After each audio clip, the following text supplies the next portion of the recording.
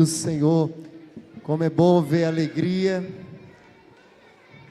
a empolgação das nossas crianças, não só cantando, mas celebrando o nome do Senhor, que é digno de toda honra, de toda glória, de todo louvor, e agradecendo a Deus pela vida de cada mamãe. Como é bom. Meus irmãos, antes da gente meditar na palavra do Senhor, queremos agradecer a presença de cada irmão, cada irmã que está conosco nessa noite. Nós temos aqui a presença do Wesley e a Giovana. Onde estão? Dá um tchauzinho aí só para a gente perceber. O Wesley, estão ali, eu os cumprimentei antes do culto. Deus abençoe vocês. Quem está aí pertinho, está bem ali pertinho da cantina, cumprimenta aí, celebra a Deus pela vida deles aqui conosco, Wesley e Giovana. Shirley, onde está a Shirley? Shirley está ali. Também Deus abençoe a sua vida, obrigado pela sua presença aqui conosco. E a Isabel também está conosco. Onde está a Isabel? Ali, seja bem-vinda também, em nome de Jesus. Tem mais alguém que está nessa noite nos visitando e talvez o seu nome não chegou até mim? Mais alguém nos visitando? Que eu veja aqui, não. Mas como é bom estarmos juntos. Nós temos também... mas eu acho que ela já veio a terceira vez. Viu, irmão Zequinha? Terceira vez, eu acho, né? É a vizinha amicíssima da nossa irmã Adelaide. Que bom tê-la aqui conosco também. Olha aí, que bênção. É a segunda vez? Quarta vez, né? Olha aí, quarta vez. Eu disse 3, mas é 4. Que bênção. Nós temos aqui também os irmãos e amigos do nosso irmão Rafael. Que Deus abençoe também essa família aí de uma forma muito especial, tá? Meus irmãos, nessa noite também nós temos uma equipe da nossa igreja que está abençoando lá a Igreja Batista em Vila Flórida, né? Nosso diácono irmão Alcides, a Milane, a Kátia e a Inês foram lá fazer todo o momento do louvor. E o pastor Sérgio Ricardo está pregando lá essa noite. É uma igreja irmã que está, há alguns domingos, ela ficou sem pastor e está precisando de apoio, de ajuda. E nós começamos hoje uma ajuda, né, àquela igreja, que provavelmente possa ser mais à frente uma ajuda um pouco mais oficial. Eu estarei me reunindo com alguns irmãos daquela igreja essa semana. Peço aos irmãos que estejam orando pela Igreja Batista em Vila Flórida. Mas também queremos convidar os irmãos nessa noite a abrirem as suas Bíblias no livro de 2 Samuel. 2 Samuel, capítulo 11. Hoje eu pretendo encerrar essa série que eu tenho pregado sobre o tema brechas que destroem a família. O tema que nós temos estudado no mês de maio é 31 dias experimentando o poder do Espírito Santo na família. Temos orado, nós temos devocionais todos os dias, tem devocionais maravilhosas, não sei se os irmãos estão acompanhando, mas acompanhe.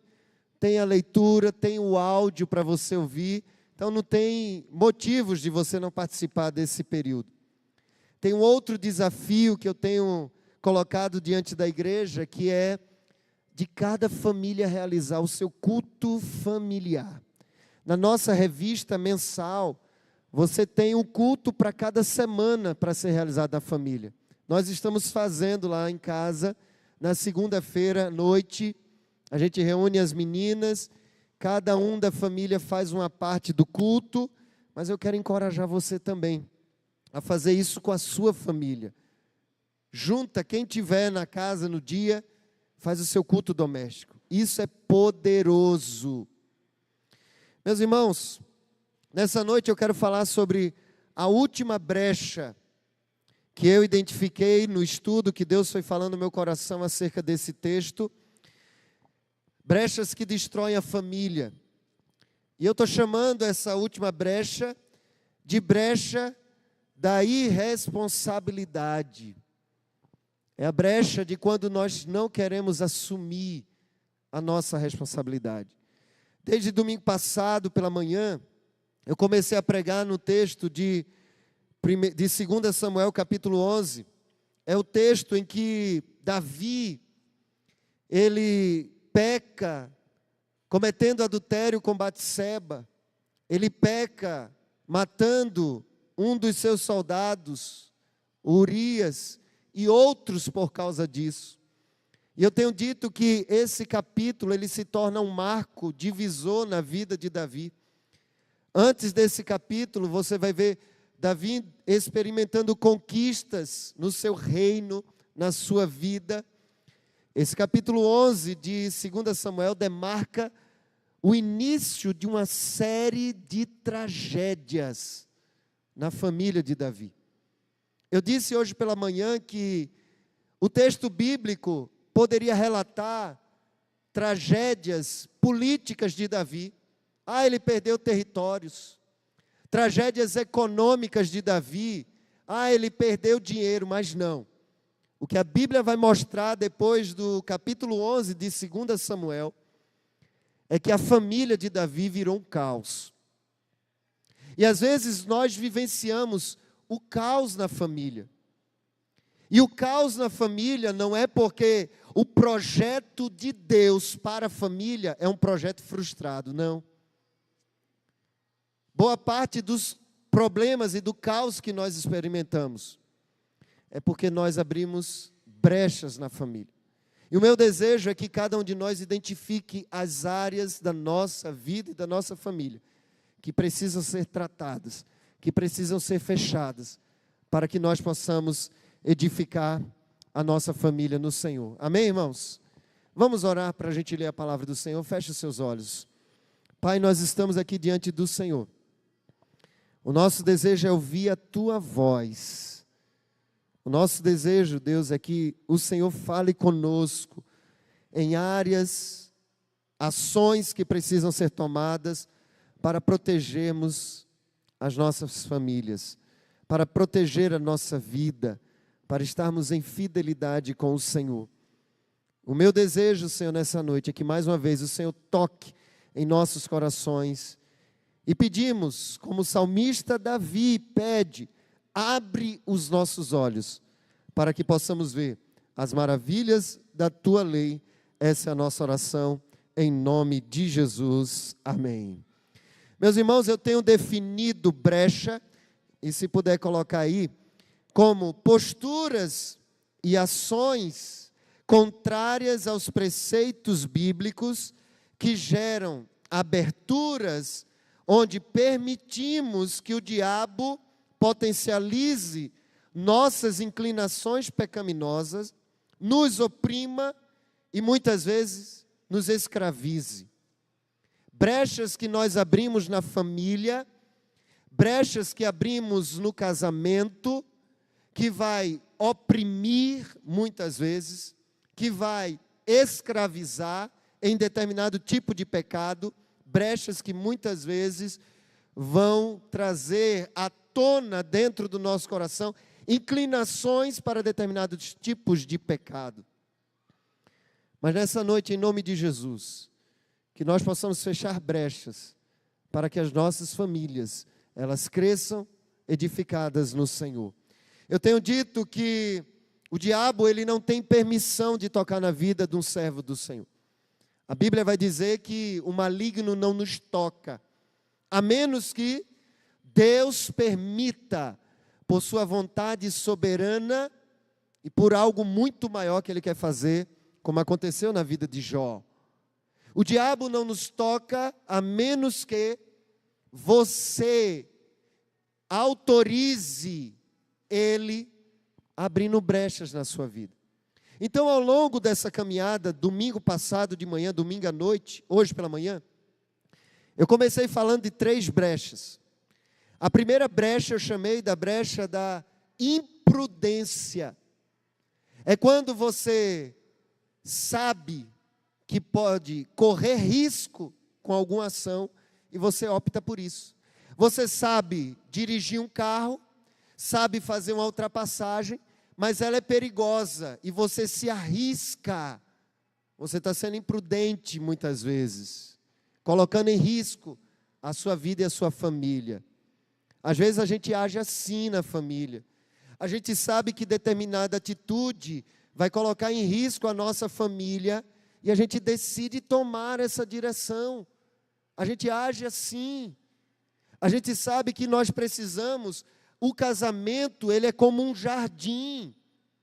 O casamento, ele precisa ser regado, ele precisa ser cuidado, é preciso retirar as ervas daninhas do relacionamento conjugal.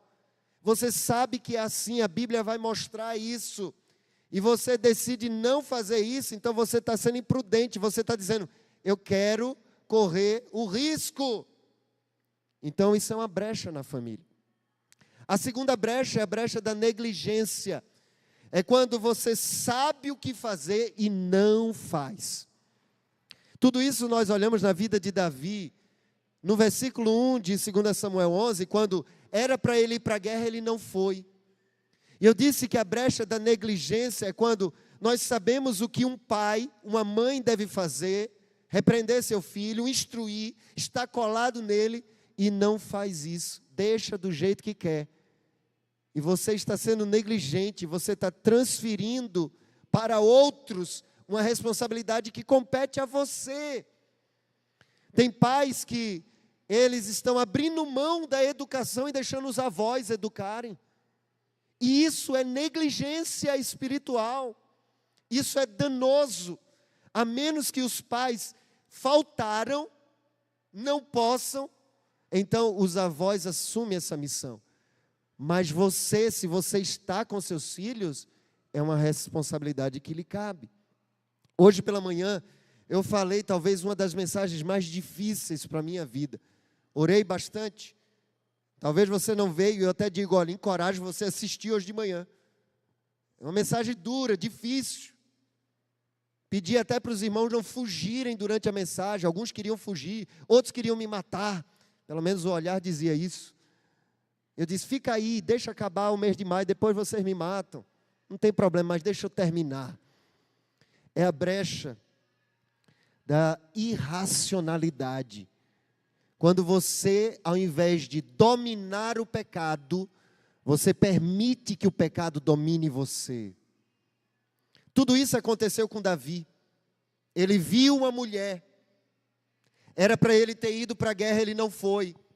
Ele foi imprudente. Ele foi negligente. Mas ele foi irracional. Ele cobiçou a mulher de Urias. Quando ele perguntou quem é essa mulher, disseram, olha, é a mulher de Urias. Ela é filha de um dos valentes do rei. E mesmo assim ele decidiu pecar. Mas a brecha que eu quero falar nessa noite é a brecha da irresponsabilidade. Eu quero começar lendo o último versículo do capítulo 11 de 2 Samuel. E depois nós vamos até o versículo 14 do capítulo 12. Diz assim a palavra do Senhor. Passado o luto de Batseba, Davi mandou buscá-la e a trouxe para o palácio. Ela se tornou sua mulher e lhe deu um filho. Porém, isto que Davi tinha feito pareceu mal aos olhos do Senhor. Vamos seguir o capítulo 12. O Senhor enviou Natã a Davi. Natã foi falar com Davi e lhe disse: havia na cidade dos homens um rico e outro pobre. O rico tinha ovelhas e gado em grande número, mas o pobre não tinha coisa nenhuma, a não ser uma cordeirinha que havia comprado. Ele a criou, e ela cresceu em sua casa, junto com seus filhos, comia da sua comida e bebia do seu copo, dormia nos seus braços, e ele a tinha como filha. Certo dia, chegou um viajante à casa do homem rico, e este, não quis pegar uma das suas ovelhas ou um dos seus bois para dar de comer ao visitante que havia chegado. Em vez disso, pegou a cordeirinha do homem pobre e a preparou para o homem que havia chegado. Então, o furor de Davi se acendeu contra aquele homem, e ele disse a Natã: tão certo como vive o Senhor, o homem que fez isso deve ser morto. E pela cordeirinha restituirá 4 vezes, porque fez uma coisa dessas, e porque não se compadeceu. Então Natã disse a Davi: este homem é você. Assim diz o Senhor, o Deus de Israel: eu o ungi rei sobre Israel, e eu o livrei das mãos de Saul. Eu lhes dei a casa do seu senhor, e as mulheres do seu senhor em seus braços. Também lhe dei a casa de Israel e de Judá. E se isso fosse pouco, eu teria acrescentado tais e tais coisas. Por que então você desprezou a palavra do Senhor, fazendo o que era mal aos olhos dele? Com a espada você matou Urias, o heteu. Você tomou por esposa a mulher dele, depois de o matar com a espada dos filhos de Amon. Agora, pois, a espada jamais se afastará da sua casa, porque você me desprezou e tomou a mulher de Urias, o heteu, para ser a sua mulher. Assim diz o Senhor: eis que farei com que a sua própria casa venha o mal sobre você. Tomarei as suas mulheres à sua própria vista e as darei a outro homem que se deitará com ela em plena luz do dia. Porque você o fez em segredo, mas eu farei isso diante de todo Israel e em plena luz do dia. Então Davi disse a Natã: pequei contra o Senhor. E Natã respondeu: também o Senhor perdoou o seu pecado, você não morrerá. Mas, porque com isso você deu motivo a que os inimigos do Senhor blasfemassem, também o filho que nasceu ou que lhe nasceu morrerá. Meus irmãos, até o último versículo do capítulo 11 de 2 Samuel, Davi não tinha se arrependido. Davi já tinha visto Batseba, adulterado com ela, ela estava grávida. Davi trouxe Urias para perto, ele estava na guerra, trouxe. Tentou mandar ele para casa, ele não foi, porque ele estava honrando a Deus, honrando o rei, honrando o exército. Ficou na porta do palácio. Davi convidou Urias, embriagou Urias, mandou para casa. Urias não foi para casa porque temia Deus, temia o rei, honrava o exército, honrava o seu comandante. Ficou na porta do palácio.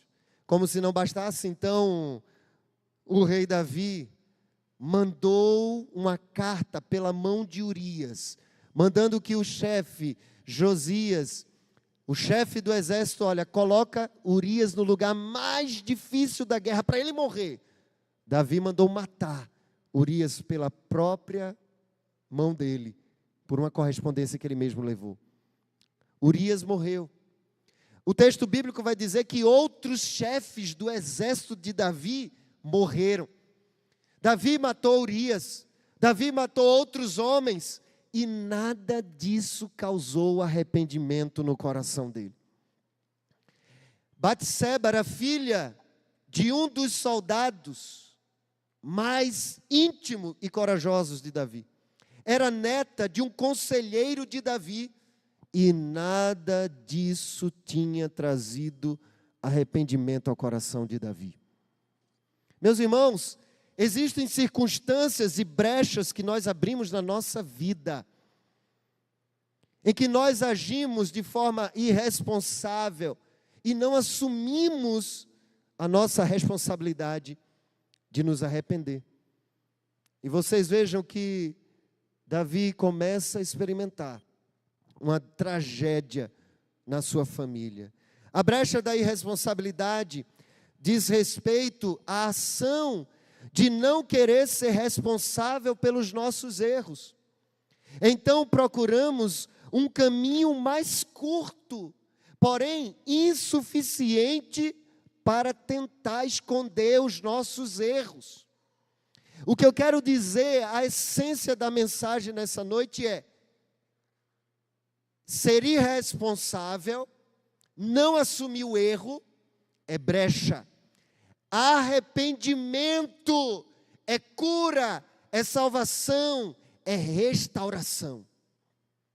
Não assumir os nossos erros escancara o pecado na nossa vida, na vida dos nossos descendentes. Toda uma descendência é impactada negativamente por pecados que nós não nos arrependemos.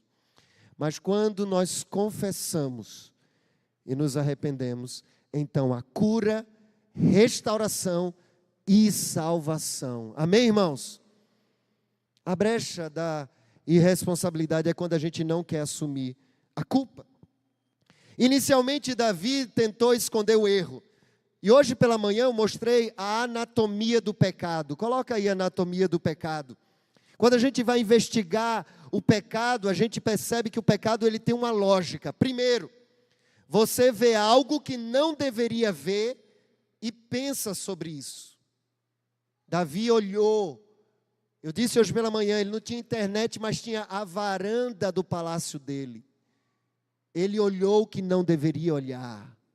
Segundo, é continuar olhando ou pensando, quebrando uma aliança espiritual. Então olhou e permaneceu olhando. Terceiro, é procurar saber mais sobre o assunto, ao invés de buscar o Senhor. Davi viu e ele começou a querer saber: quem é essa mulher aí? Quem é ela? Quem é ela? Então às vezes você é exposto, sem muitas vezes planejar, você é exposto, mas o erro começa quando você permanece olhando, quando você quer saber mais. Quarto, você vai para a cama como Davi foi, ou seja, você peca. E depois você quer esconder o pecado. E depois você começa a enfrentar as consequências do pecado. Quando isso acontece de uma forma particular, você escancara uma brecha de ação para o diabo na sua vida e também muitas vezes na vida de pessoas que estão perto de você. Hoje pela manhã eu falei de um menino de 9 anos de idade. Em 2018, 2019, eu fui até a casa onde ele estava, uma casa de irmãos nossos que tinha acolhido aquele menino. O menino estava completamente endemoniado. Eu, aquela família, outros irmãos da igreja, oramos, batalhamos muito para a libertação daquele menino. Ele falava, mas você sabia que não era ele falando, nem a voz dele estava diferente. Ele agia de forma terrível. E nós oramos e clamamos, e foi uma noite quase 3 horas clamando, buscando a libertação, até que ele voltou ao senso dele. E conversando com ele, apresentando o evangelho, falando, eu descobri que tudo começou quando ele assistiu por um colega, eu acho que foi até um primo dele, um colega expôs um vídeo pornográfico para ele. E ao assistir, aquele menino procurou mais e abriu uma brecha escancarada, e ele estava completamente possesso de demônios, por causa de uma brecha que ele abriu, por aquilo que ele viu. Ele quis saber mais, e ele foi, e só foi afundando. 9 anos. Não permita que isso aconteça com os seus. Tome muito cuidado. Então, o pecado, ele tem essa anatomia. Davi, ele tenta esconder o seu pecado, e você vai ver o capítulo inteiro de 2 Samuel, capítulo 11, vai mostrar que 3 versículos, Davi experimentou o prazer pecaminoso, o prazer ilícito. Por 23 versículos ele tentou esconder. O David Cornfield diz: as poucas horas ou os dias de prazer pecaminoso não se comparam aos meses, anos e décadas de doloridas consequências. Na busca de tentar esconder o pecado, Davi matou Urias, matou seus oficiais, E quando estamos afundados no pecado, perdemos a noção do valor da vida, dos amigos e da família. Até aqui, Davi não estava assumindo culpa nenhuma.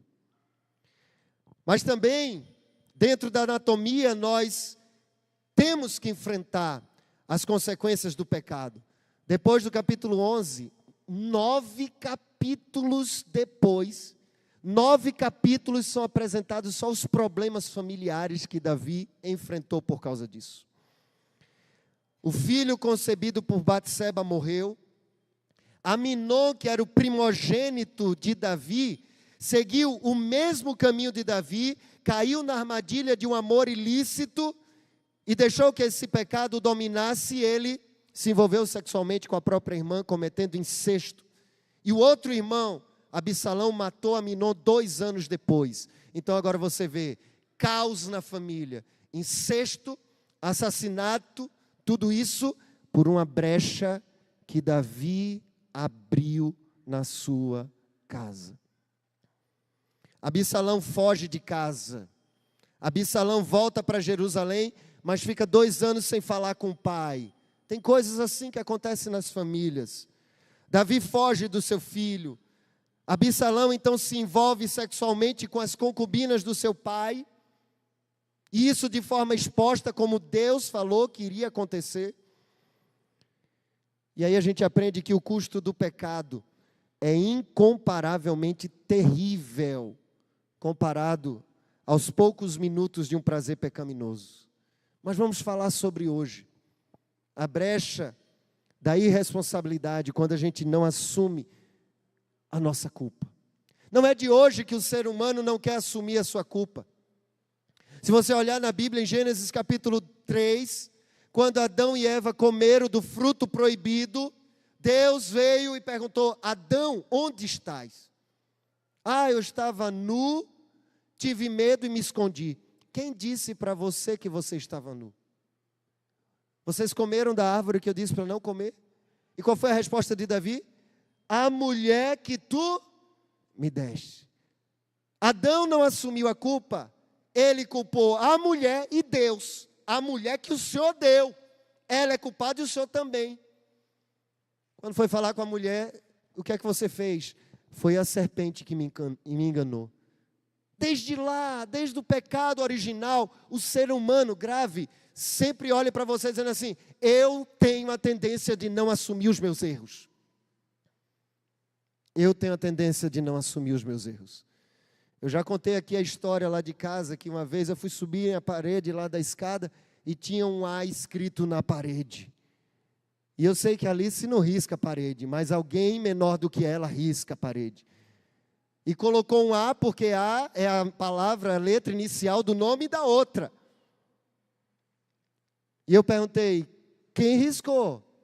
Eu não. Eu disse: só pode ter sido a Milane, que só tem 4 pessoas em casa. Nas 2 não foi, eu não fui, só pode ter sido a Milane que riscou a parede. Nós temos a tendência de não querer assumir os nossos erros, as nossas culpas. Mas aí eu começo a aprender o seguinte, baseado em toda essa história de Davi. Primeiro, pecar contra o próximo é pecar contra Deus. Pecar contra as pessoas é pecar contra o próprio Deus. Às vezes a gente pensa assim: não, eu estou ofendendo a pessoa, eu estou discutindo com a pessoa. Você precisa entender que todo pecado que você comete contra alguém, você está cometendo diretamente contra Deus. Em Gênesis capítulo 9, versículos 5 e 6, logo depois que Noé sai da arca, olha o que Deus fala, Gênesis capítulo 9, versículos 5 e 6. Certamente requererei o sangue de vocês, o sangue da vida de vocês, e de todo animal o requererei, bem como do ser humano. Sim, de cada um requererei a vida do seu semelhante. Se alguém derramar o sangue de uma pessoa, o sangue dele será derramado por outra pessoa, porque Deus fez o ser humano segundo a imagem de Deus. A essência do que Deus está dizendo aqui em Gênesis capítulo 9, versículos 5 e 6, é que o ser humano, ele é uma preciosidade, porque ele reflete a glória de Deus, ele reflete a imagem de Deus, ainda que ele esteja longe de Deus, ele foi feito à imagem de Deus, ele reflete a glória de Deus, e tudo que nós fazemos contra uma pessoa, nós estamos fazendo com aquele que reflete a glória de Deus. Pecar contra as pessoas é pecar diretamente contra Deus. Somos corresponsáveis uns pelos outros. Por mais que defendamos, e eu defendo, o princípio da autonomia do indivíduo, isso é bíblico. O quê? Você vai prestar contas de si mesmo a Deus.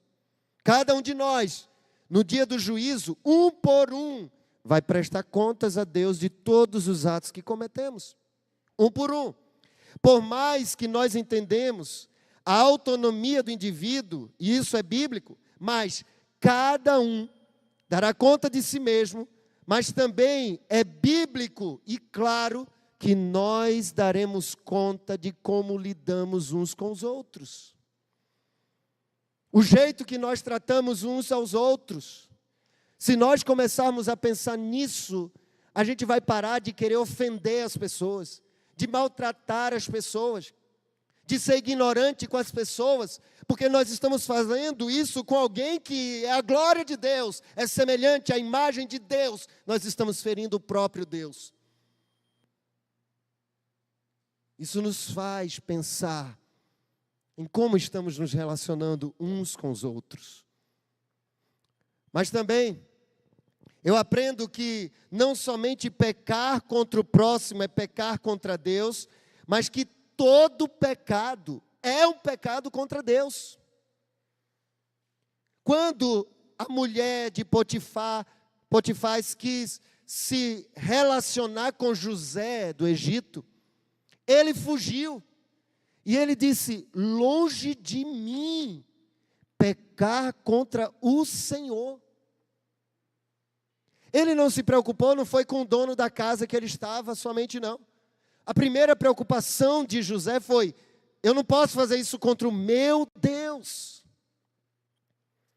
Todo pecado é um pecado contra Deus, pois todo pecado cometido contra qualquer pessoa é primariamente cometido contra uma criatura de Deus. E aí David Cornfield, na Bíblia do Discipulado, ele vai dizer: um pecado sem arrependimento gera outros pecados quase que de forma automática. Davi adulterou. Ele já devia ter se arrependido, mas não. Então ele começa a mentir, ele manda matar. Você vai perceber que Davi, ele quebrou 4 dos 10 mandamentos. Ele quebrou o 6º mandamento, ele quebrou o 7º mandamento, ele quebrou o 9º mandamento, ele quebrou o 10º mandamento. E só para os irmãos entenderem, eu peguei do Catecismo Batista o significado de cada um desses 4 mandamentos que Davi quebrou. E o catecismo, ele tem a seguinte proposta: ele faz uma pergunta e ele responde para a gente entender. Então, sobre o 6º mandamento, ele pergunta: qual é o 6º mandamento? O 6º mandamento é: não assassinarás. Êxodo 20:13. O que era exigido no 6º mandamento? O 6º mandamento exige que todos os esforços legais para preservar a nossa própria vida e a vida de outros. Então, eu não posso nem tirar a minha vida e nem a vida de outros. Quem comete isso, então infringe o 6º mandamento. Qual é a proibição ou o que é proibido no 6º mandamento? Você tem as referências bíblicas. Pergunta 75. O 6º mandamento proíbe tirar a própria vida ou a vida de nosso próximo injustamente, ou tudo o que tenda para isso. Então Davi cometeu, e ele quebrou esse mandamento, ao mandar matar Urias, e também por causa disso matar vários líderes do exército de Israel. Mas ele infringiu, ele quebrou também o 7º mandamento. E a pergunta é, o que era exigido do 7º mandamento? O 7º mandamento exige a preservação da nossa... Ou qual é o 7º mandamento? Perdão, pergunta 76. O 7º mandamento é, não cometerás adultério. O que era exigido do 7º mandamento? O 7º mandamento exige a preservação da nossa própria castidade e a do próximo, no coração, na fala, no comportamento. Veja, castidade no coração, na fala e no comportamento. Até piadinha de mau gosto pode infringir esse mandamento aqui. E tem muita gente que se envolve em brincadeiras, em conversinhas no trabalho, na escola. Você está abrindo uma brecha na sua vida, meu irmão. Tome cuidado, tome cuidado. O que era proibido no 7º mandamento? O 7º mandamento proíbe todos os pensamentos, palavras e ações impuras.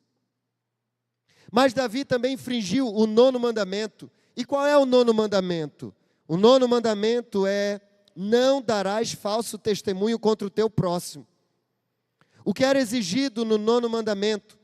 O 9º mandamento exige a manutenção e a promoção da verdade entre um homem e outro, e do nosso próprio bom nome e do próximo, especialmente ao dar testemunho. Davi mentiu. Davi não preservou a integridade. Qual era a proibição do 9º mandamento?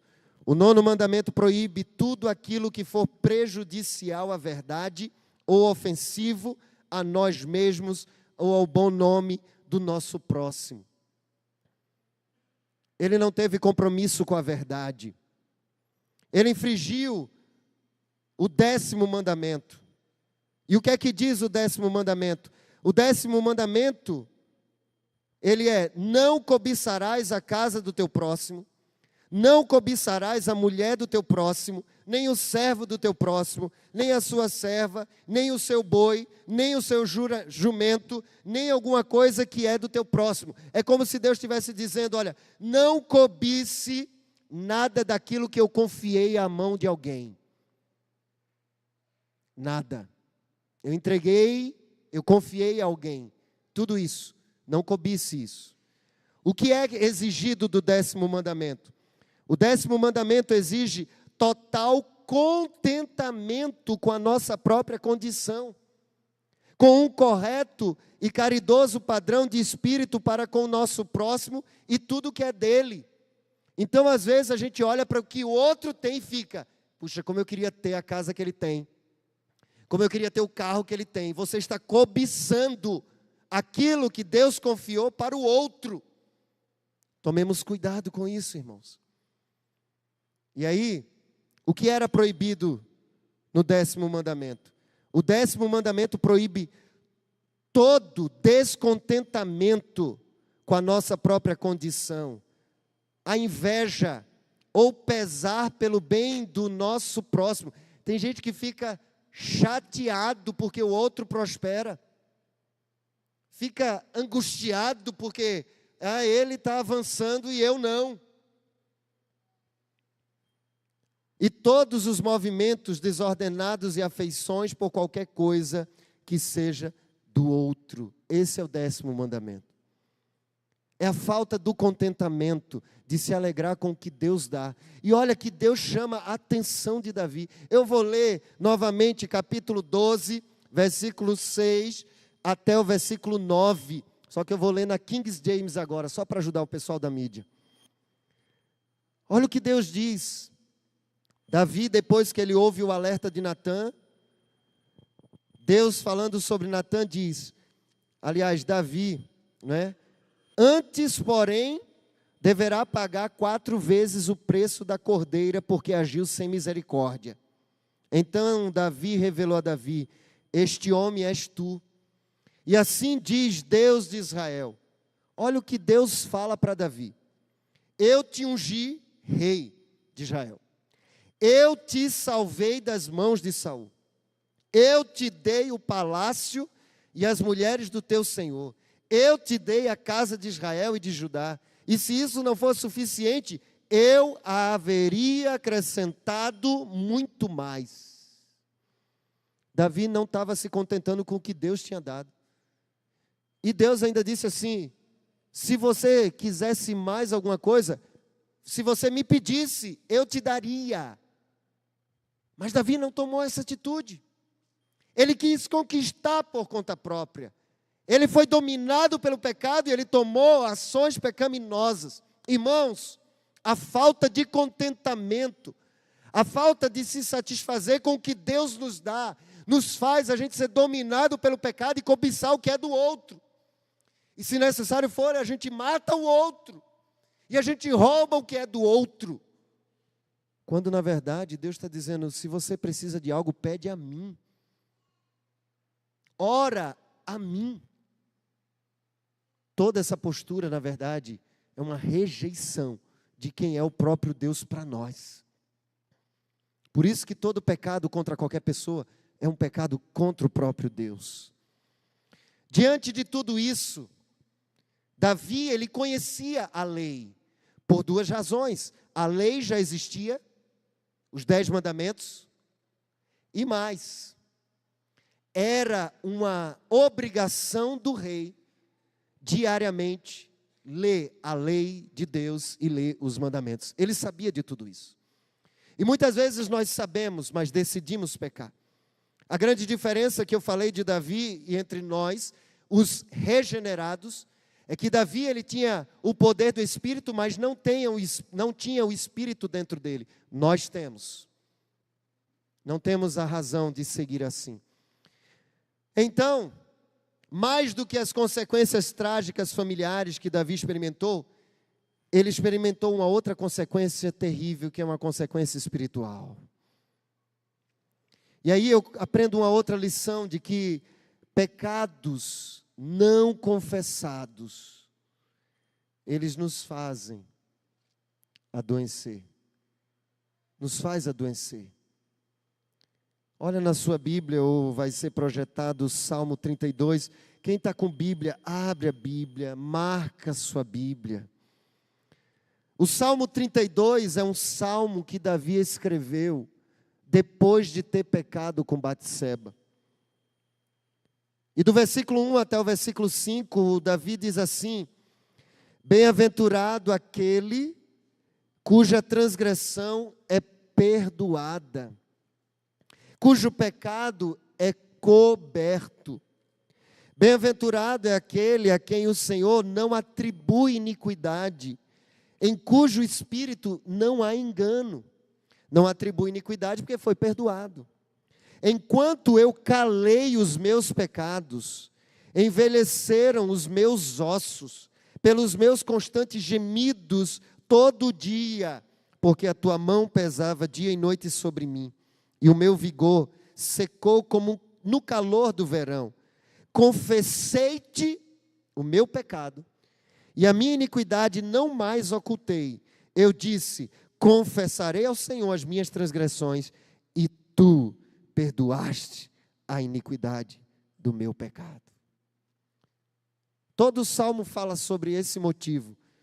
Mas o que está dizendo é, Davi olha, eu calei, eu escondi o pecado, eu adoeci. Eu confessei o pecado, eu fui curado. O Senhor me perdoou. Davi, ele sente o peso da culpa até ele confessar. Enquanto eu não tinha pecado, confessado, a tua mão pesava sobre mim e os meus ossos doíam. No Salmo 51, você pode olhar também, Davi não somente sofre com a culpa do pecado, mas também ele se sente completamente impuro por causa do pecado. E ele então necessita de purificação. Ele diz assim: compadece-te de mim, ó Deus, segundo a tua benignidade. Esse salmo também veio depois do adultério com Batseba. E segundo a multidão das tuas misericórdias, apaga as minhas transgressões, lava-me completamente da minha iniquidade e purifica do meu pecado. Ele se sentia impuro, ele se sentia culpado, ele se sentia sujo. Pois eu conheço as minhas transgressões e o meu pecado será sempre diante de mim. Pequei contra ti somente pequei, fiz o que era mal aos teus olhos, de maneira que tu serás tido por justo no teu falar e puro no teu julgar. Eu nasci na iniquidade, em pecado me concebeu a minha mãe. Eis que te agradas da verdade no íntimo, e no oculto me fazes conhecer a sabedoria. E ele pede mais uma vez: purifica-me com esopo e ficarei limpo. Lava-me e ficarei mais alvo do que a neve. Faze-me ouvir júbilos e alegria, para que exultem os ossos que esmagasse. Está esmagado desde o capítulo 32. Esconde o teu rosto dos meus pecados, apaga todas as minhas transgressões, iniquidades. Cria em mim, ó Deus, um coração puro e renova dentro de mim um espírito inabalável. Não me lances fora da tua presença, nem retires o teu Espírito Santo. Restitui-me a alegria da tua salvação. Sustenta-me com o espírito voluntário. Se o Salmo 32 ele está concentrado na culpa, o Salmo 51 está concentrado na necessidade de purificação. Eu preciso ser perdoado, é o Salmo 32. Eu preciso que seja retirada essa culpa de mim. Eu preciso ser purificado, é o Salmo 51. Davi, ele não somente sofre com a culpa do pecado, como também sente-se impuro por causa dele. E é interessante no versículo 11, quando ele clama: não me lances fora da tua presença, nem me retires o teu Espírito Santo. Eu falei numa das primeiras mensagens e tenho repetido. No Antigo Testamento, o Espírito Santo não habitava dentro da pessoa. No Novo Testamento, na nova aliança, o Espírito está dentro de nós e não tem como ser retirado. Jesus mesmo disse: Ele estava convosco, Ele está junto de vós e estará em vocês. Mas uma verdade a gente aprende aqui, é que há uma ligação direta com a ação do Espírito e as nossas práticas de pecado e não confissão. Aí eu aprendo que a verdade, ela cura relacionamentos. Ocultar pecados adoece. A verdade, ela cura relacionamentos. Ocultar pecados adoece. Tem muita gente que guarda um pecado por anos e anos. Quantos homens, quantas mulheres que vivem uma vida doente e só confessam os seus pecados no leito de morte, quando dá tempo.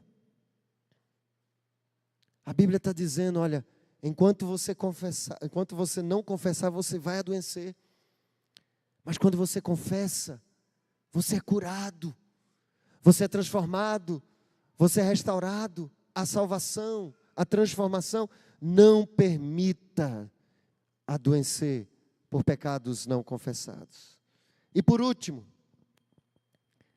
aí é quando eu vejo o maravilhoso agir de Deus. Deus sempre nos oferece o caminho da restauração. Deus sempre nos oferece o caminho da restauração. Davi não tinha confessado, não tinha se arrependido, e lá vai Deus, manda um profeta Natã. Eu falei hoje de manhã, antes de Davi pecar, Deus mandou o sinal, Deus deu o alerta. Depois que pecou, o nosso Deus gracioso ainda dá mais uma chance. Ele manda o profeta Natã falar com Davi. Vocês leram? Natã chega diante de Davi e se dissesse: olha, você pecou com Batseba, provavelmente Davi ia dizer: arranca a cabeça desse profeta. Aí Natã chega lá e tem que contar uma história. Olha, tinha numa cidade dos homens um homem rico, um homem pobre. O rico tinha muitas cordeirinhas, o pobre tinha uma só. foi criada com ele, foi alimentada por ele, estava junto dele, ele amava, ela amava o seu dono. Veio um viajante lá na casa do rico, e para alimentar aquele viajante, o rico, ao invés de pegar uma das suas cordeirinhas, foi lá na casa do pobre e pegou a única que ele tinha e matou, para alimentar o viajante. Davi fica furioso. Esse homem é digno de morte, e mais, vai pagar 4 vezes o que ele fez. E Natan diz: tu és esse homem. Às vezes a gente se revolta mais com o erro dos outros, e a gente não se revolta com nossos pecados. A gente vê uma pessoa fazendo um erro, cometendo um pecado, a gente e ainda diz que é crente, e não sabe que nós estamos pecando também. Ao invés da gente se arrepender, a gente quer acusar o outro, a gente quer matar o outro, a gente quer destruir o outro, a gente quer expor o outro. Davi prontamente estava doido para matar mais um. Ele é digno de morte, traz ele aqui. Mas Deus, de forma graciosa, usa o profeta para dizer: é você, Davi. É você, Davi. Deus mais uma vez manifesta a sua graça com Davi. Ele deu o sinal de alerta para Davi antes de pecar, mas Davi não ouviu. Agora Deus mais uma vez manifesta a sua graça enviando Davi. E aí então Davi reconhece que todo pecado, todo erro tem um custo de reparação. E ele diz no versículo 6, esse homem aí vai ter que pagar 4 vezes mais. E a gente faz assim. Se o outro pecou, a gente é intransigente. Você vai pagar, e vai pagar caro. Para a gente quer misericórdia, a gente quer graça. Quando o outro erra conosco, a gente massacra. Não vou perdoar, agora não. Ele ainda não sentiu a dor do erro que cometeu. A gente quer massacrar o outro. Mas quando é a gente, por favor, me perdoa. A gente quer a misericórdia. A gente quer a benevolência. Meus irmãos, é notório que tragédias familiares promovidas por nós acontecem quando nós deixamos de nos satisfazer com aquilo que Deus nos dá. Falta-nos contentamento. Então Deus nos mostra um caminho de restauração. Eu coloquei ali um caminho. O caminho de restauração, ele nos leva para a cruz de Cristo. O caminho de restauração de Deus começa quando Ele envia uma palavra que nos salva. Natan chega para Davi com uma palavra que, se Davi desse ouvidos, e ele deu, salvaria a vida dele, o casamento dele. Deus sempre envia uma palavra. E meu irmão, talvez essa noite seja uma palavra para te salvar. Deus, Ele oferece o sacrifício que paga a nossa culpa. Davi, ele entende isso, tanto que no Salmo 51 ele diz: sacrifícios e holocausto não desprezarás, ó Deus. O que o Senhor mais quer é um quebrantado coração.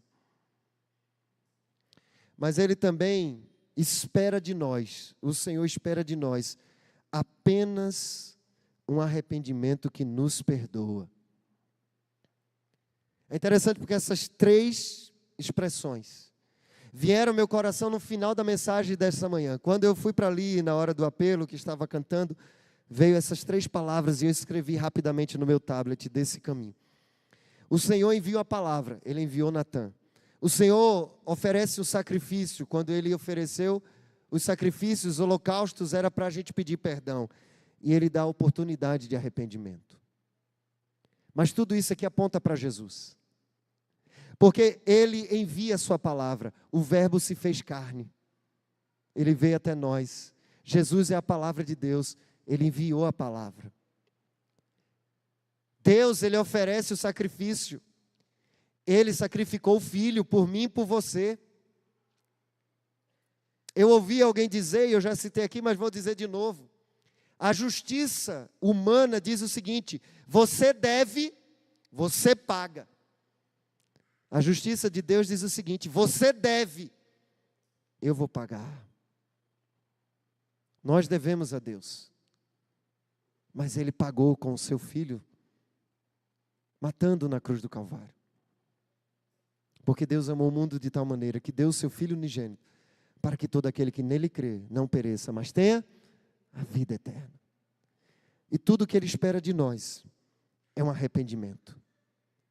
1 João capítulo 1, versículo 9, a palavra do Senhor diz assim: se confessarmos os nossos pecados, Ele é fiel e justo para nos perdoar os pecados e nos purificar de toda injustiça. O que a Bíblia nos ensina é: nós pecamos, falhamos, mas se você se arrepender, você confessar, Ele perdoa. É interessante que isso é tão instantâneo aqui na vida de Davi, que quando ele ouve Natã dizer: você é esse homem, então Davi disse: pequei contra o Senhor, versículo 13, pequei contra o Senhor. E Natã imediatamente diz, capítulo 12 de 2 Samuel, versículo 13, Natã respondeu: também o Senhor perdoou o seu pecado, você não morrerá. Irmãos, aqui está mostrando como é instantâneo o perdão de Deus para um coração arrependido. Arrependeu, confessou, Ele perdoa. Agora, muitas vezes nós não nos perdoamos. Às vezes somos perdoados, o que está nos faltando é a purificação. Tem a culpa, Ele perdoa. Mas às vezes a gente está precisando é do Salmo 51, Senhor, purifica-me. Cria em mim, ó Deus, um coração puro. Renova dentro de mim um espírito inabalável. Davi experimentou a restauração em sua vida. Ele obteve o perdão. Ele não foi morto. Ele experimentou as consequências do pecado. Foram dolorosas. Mas deixa eu dizer a você, Deus deu um outro filho a Davi e a Batseba. E esse outro filho foi Salomão. Deus deu o privilégio de Salomão se tornar o rei no lugar de Davi.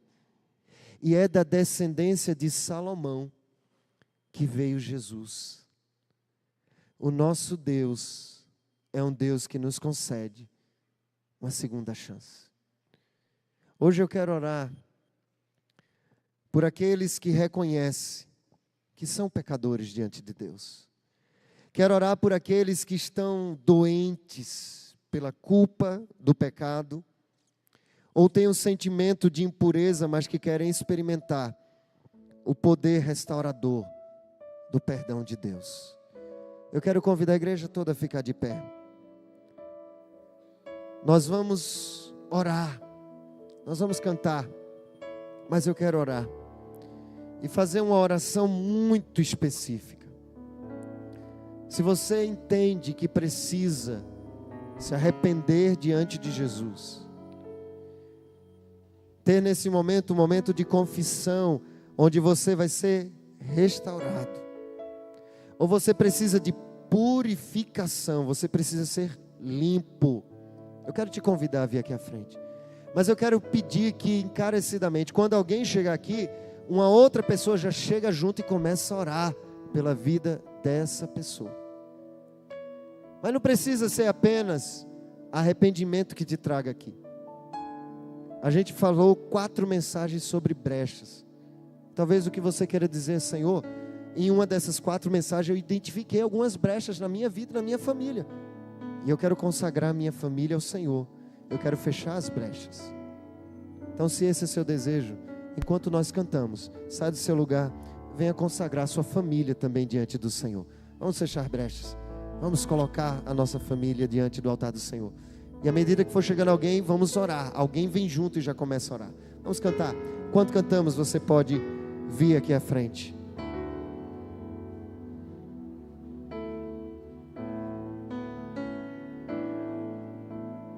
O meu quero te dar, me derramar aos teus pés, ser tua imagem e semelhança é o desejo do meu coração. Se o meu corpo errar o caminho, meu coração clamará por ti. Abraça-me com tua misericórdia, vem me envolver, tua face quero ver, quero vestir as roupas da santidade e mergulhar no Santo dos Santos.